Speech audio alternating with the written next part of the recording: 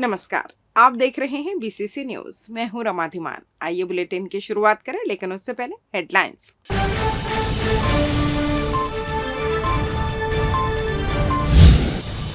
शारदीय नवरात्र का हुआ समापन। मां महामाया का किया गया राजसी श्रृंगार।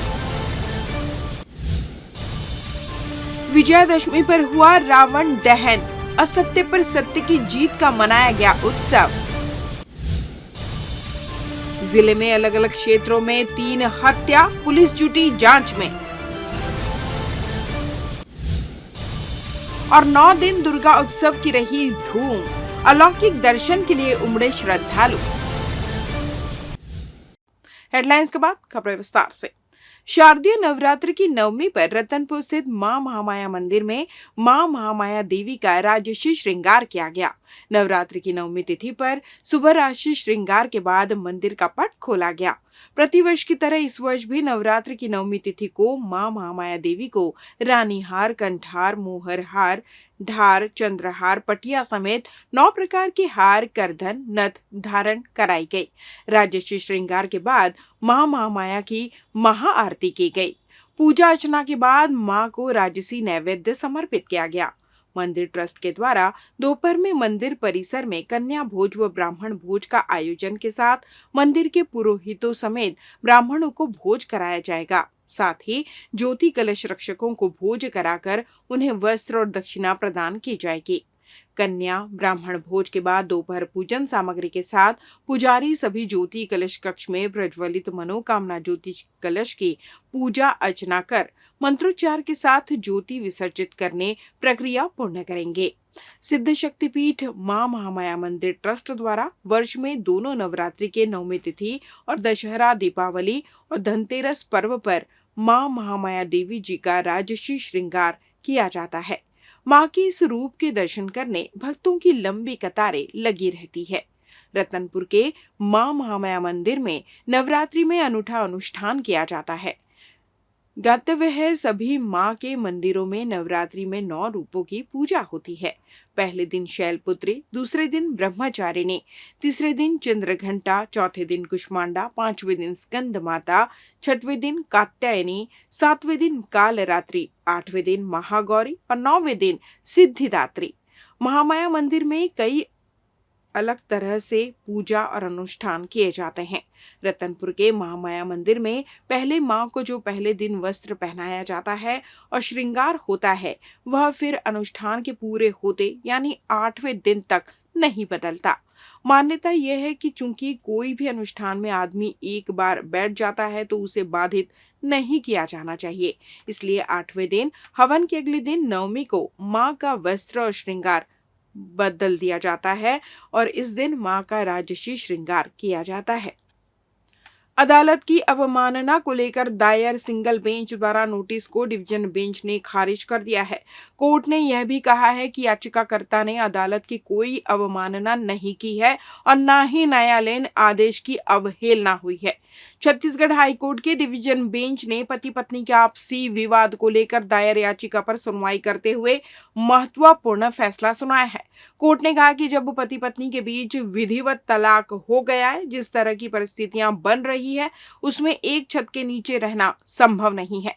दरअसल जराभाटा बिलासपुर निवासी शैलेश जैकब और मल्लिका के बीच विवाह के कुछ समय बाद से ही दोनों में आपसी विवाद शुरू हो गया था। मल्लिका बल ने अपने सास, देवर और ननद पर घरेलू हिंसा का आरोप लगाते हुए आवेदन पेश किया था। मामले की सुनवाई के बाद कोर्ट ने आवेदन को खारिज कर दिया था। इसे चुनौती देते हुए मल्लिका ने सेशन कोर्ट में अपील पेश की थी। मामले की सुनवाई जस्टिस पीपी साहू व जस्टिस रजनी दुबे की डिवीजन बेंच में हुई। डिवीजन बेंच ने पाया कि पति पत्नी के बीच तलाक हो गया है। तलाक के अलावा जिस तरह की परिस्थितियां बनी है उनमें दोनों का एक साथ रहना उचित नहीं है और न ही दोनों एक साथ रह सकते हैं। डिवीजन बेंच ने यह भी माना कि याचिकाकर्ता पति ने न्यायालय के आदेश का कोई अवहेलना नहीं किया है, न ही न्यायालयीन आदेश की अवमानना हुई है। इस महत्वपूर्ण टिप्पणी के साथ डिवीजन बेंच ने याचिका को स्वीकार करते हुए सिंगल बेंच के आदेश को निरस्त कर दिया है।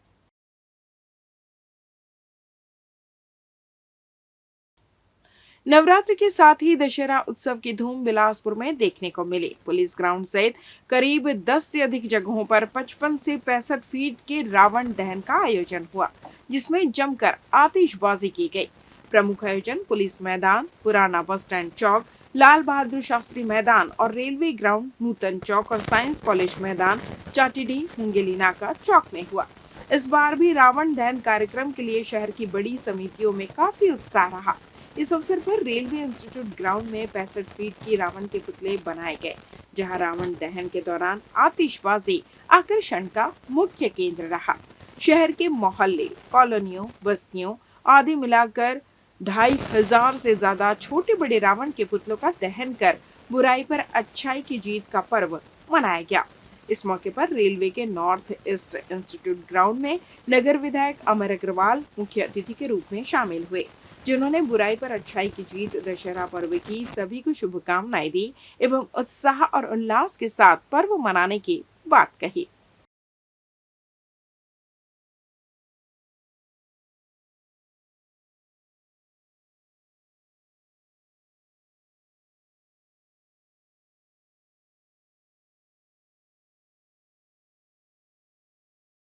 बुराई पर अच्छाई की जीत का पर्व विजयदशमी शनिवार को बड़े ही उत्साह के साथ मनाया गया।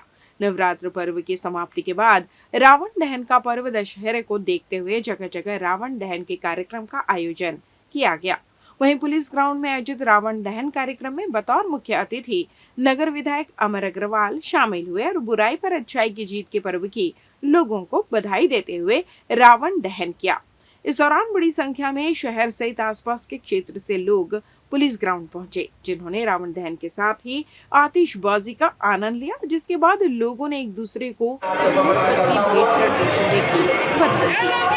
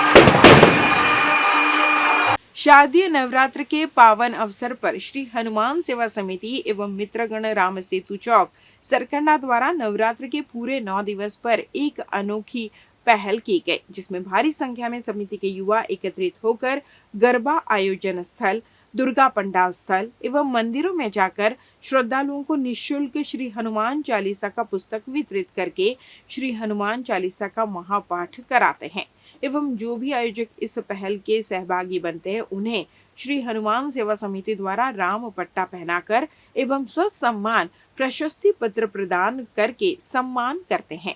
समिति के सदस्यों ने बताया कि शारदीय नवरात्र के प्रथम दिवस से नवरात्र के 9वें दिवस तक समिति के सदस्यों ने श्रद्धालुओं को एकत्रित कर 4 गर्भास्थल, 2 मंदिर प्रांगण एवं 26 दुर्गा पंडालों में कुल 32 स्थानों में श्री हनुमान चालीसा महापाठ का आयोजन सफल किया।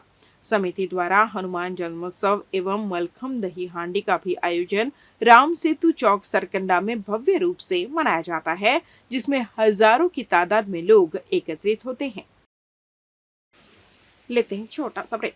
पिछले 17 वर्षों से रियल एस्टेट के क्षेत्र में दे रहे हैं अपनी सेवाएं और लगातार शहर की जनता को एक नई लिविंग लाइफस्टाइल। अपने कार्यों एवं सेवाओं के माध्यम से लाखों लोगों की उम्मीदों को दिया है आकार। इसलिए जिले में ही नहीं पूरे प्रदेश में इनकी पहचान है बरकरार। आपके सपनों के घर को हकीकत में बदल कर है दिखाना, इसलिए आपके लिए लेकर आए हैं भाटी आशियाना।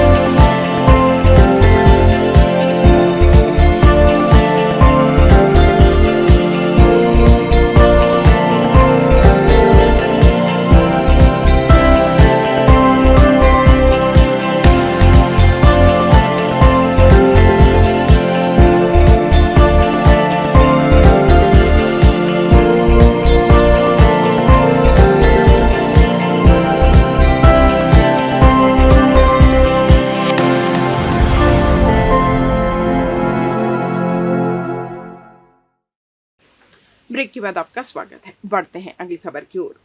जिले के अलग अलग इलाकों में हत्याकांड की सनसनीखेज वारदात सामने आई है, जिसमें मल्हार चौकी क्षेत्र में एक युवक की हत्या कर दी गई, तो वहीं सीपत थाना इलाके में पति ने अपनी पत्नी को मौत के घाट उतार दिया, जिसमें एक साथ शराब पीने के बाद पति पत्नी के बीच विवाद होने पर पति ने अपनी पत्नी पर टंगिया व लकड़ी से वार कर उसे मौत के घाट उतार दिया।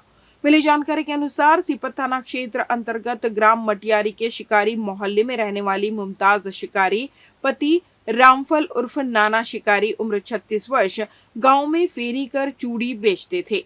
पति और पत्नी के बीच किसी बात को लेकर पिछले 1 माह से विवाद चल रहा था, जो इतना बढ़ गया कि गुस्साए पति ने पत्नी को कुल्हाड़ी व लकड़ी से वार कर मौत के घाट उतार दिया।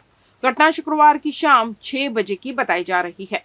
हत्या के पहले पति पत्नी एक साथ शराब पी रहे थे, फिर दोनों के बीच विवाद शुरू हुआ और विवाद के दौरान रामफल ने मुमताज शिकारी की हत्या कर फरार होने की तैयारी कर रहा था। इसी बीच उसकी डरी सहमी 6 वर्षीय बेटी ने पड़ोसियों को घटना की जानकारी दी, जिसके बाद पड़ोसी ने घटना की सूचना सीपत पुलिस को दी। वहीं मौके पर पहुंची पुलिस ने बेटी के कथन के आधार पर आरोपी पति रामफल उर्फ नाना शिकारी को गिरफ्तार कर लिया है और मामले की जांच में जुट गई है। मस्तूरी थाना क्षेत्र अंतर्गत मल्हार चौकी क्षेत्र में शनिवार सुबह सड़क किनारे एक अज्ञात लाश मिलने से सनसनी फैल गई। वहीं मौके पर पहुंची पुलिस आगे की जांच कार्रवाई में जुट गई है। मिली जानकारी के अनुसार मल्हार चौकी क्षेत्र के ग्राम बकरकुदा में सरसेनी मटिया मार्ग के नहर के किनारे ग्रामीणों ने एक अज्ञात युवक की लाश देखी, जिसके शरीर में ऊपर बनियान और नीचे अंडरवियर पहना हुआ था। वहीं सिर और सीने में चोट के निशान थे, जिससे खून निकल रहा था। वहीं लाश को जलाने का भी प्रयास किया गया था।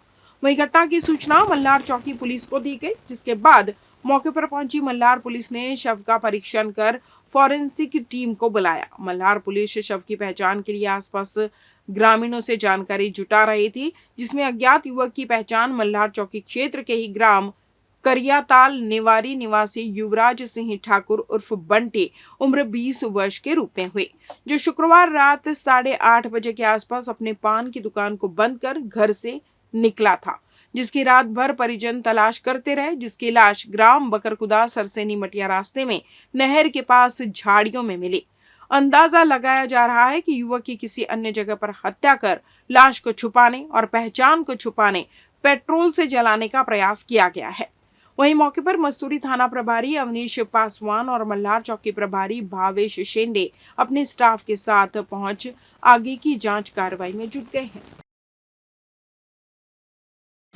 सिम्स हॉस्पिटल काफी समय से बंद पड़ी मशीनों को डीन डॉक्टर रमेश मूर्ति के निर्देश पर पुनः शुरू कराया गया है, जिसके बाद अब अंचल के मरीजों को ऑटो एनालाइजर, हार्मोन असिस्टेंट जैसे टेस्ट के लिए बाहर नहीं जाना पड़ेगा।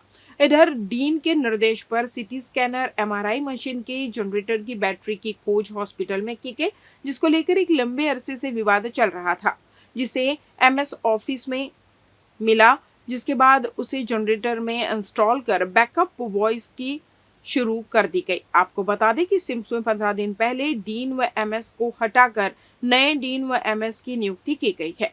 नए प्रबंधन द्वारा नए सिरे से काम कराया जा रहा है। पिछले 4 साल से विवादों में रहने वाले सीटी स्कैन और एमआरआई मशीन की बैटरी मिल गई है। ये बैटरी एमएस कार्यालय में थी। बैटरी लगने से बिजली बंद होने पर जनरेटर ऑटोमेटिक चालू हो जाएगा। इसके अलावा एमआरआई में चिप गायब थी, वह भी लगा दी गई है, जिससे निश्चित रूप से मरीजों को राहत मिलेगी। छत्तीसगढ़ सरकार ने राज्य के आधा दर्जन प्राइवेट अस्पतालों का पंजीयन रद्द कर दिया है। इन अस्पतालों के खिलाफ आयुष्मान और शहीद वीर नारायण सिंह योजना में गड़बड़ी की शिकायतों के बाद यह कार्रवाई की गई है। अफसरों के अनुसार राज्य नोडल एजेंसी ने आयुष्मान भारत जन आरोग्य योजना, शहीद वीर नारायण सिंह आयुष्मान स्वास्थ्य योजना अंतर्गत नियम विरुद्ध कार्य करने वाले अस्पतालों पर नियमित रूप से कार्रवाई की जा रही है। अस्पतालों के अनावश्यक अधिक राशि वाले पैकेज ब्लॉक करने, ओपीडी के मरीजों को अनावश्यक आईपीडी में ब्लॉक पैकेज ब्लॉक करने, बिना विशेषज्ञ सुविधा के ही संबंधित पैकेज ब्लॉक करने के साथ ही अनावश्यक आईसीयू के पैकेज ब्लॉक करने, अस्पताल में गंदगी व अतिरिक्त नगद राशि लेने इत्यादि की शिकायत प्राप्त हुई थी, जिसके कारण अस्पतालों को कारण बताओ नोटिस जारी किया गया था। अस्पतालों द्वारा प्राप्त स्पष्टीकरण संतोषजनक नहीं होने वाले अस्पतालों पर कार्रवाई की गई है, जिसके तहत सिटी 24 हॉस्पिटल रायपुर, जयपतई माता हॉस्पिटल पटेवा महासमुंद, स्वर्गीय विद्याभूषण ठाकुर मेमोरियल हॉस्पिटल राजनांदगांव, साई नमन हॉस्पिटल महासमुंद, उम्मीद केयर हॉस्पिटल बालोद एवं वेगस हॉस्पिटल बिलासपुर का उक्त प्राप्त शिकायतों पर कार्रवाई करते हुए इनकी योजना अंतर्गत पंजीयन निरस्त किया गया। छत्तीसगढ़ में एक बार फिर मौसम का मिजाज बदलने वाला है। प्रदेश में इस बार मानसून तय समय से कुछ दिन पहले आया था। फिलहाल मानसून की वापसी के लिए कुछ और दिन लगेंगे। मौसम विभाग से मिली जानकारी के मुताबिक आने वाले कुछ दिनों में हवा में नमी कमी हो सकती है। इसके बाद मानसून की एक्टिविटी कम हो जाएगी। हालांकि छत्तीसगढ़ के उत्तरी हिस्से में मानसून की वापसी हुई है। इस वजह से प्रदेश के कुछ हिस्सों में बारिश हो सकती है। मौसम विभाग ने शनिवार को प्रदेश के कई जिलों में बारिश की संभावना जताई है। प्रदेश के 5 जिलों में बारिश का अलर्ट जारी किया गया है। पूरे अंचल में 9 दिन नवरात्रि के अवसर पर मां दुर्गा के जयकारे गुंजायमान रहे। भक्त मां के चरणों में शीश झुकाए उनकी भक्ति में लीन रहे। इस दौरान जगह जगह मां दुर्गा की आकर्षक और मनमोहक प्रतिमा विराजित की गई है, जिसका दर्शन लाभ पाने भक्त बड़ी संख्या में पंडाल पहुंच माता रानी से अपने परिवार की सुख समृद्धि की कामना करते रहे। शहर और ग्रामीण क्षेत्र में नवरात्र के अवसर पर मां दुर्गा के कई रूपों का दर्शन भक्तों ने किया। आइए चलते हैं कुछ पंडालों में दर्शन करने।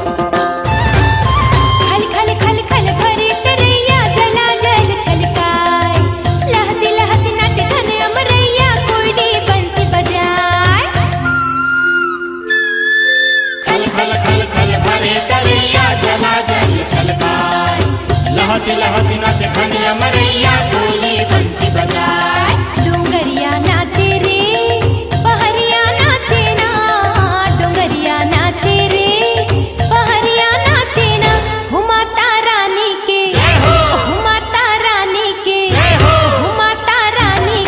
भुवन माँ बुड़गा बैगा नाचे ना माता रानी के भुवन माँ बुर्गा गैया नाचे ना।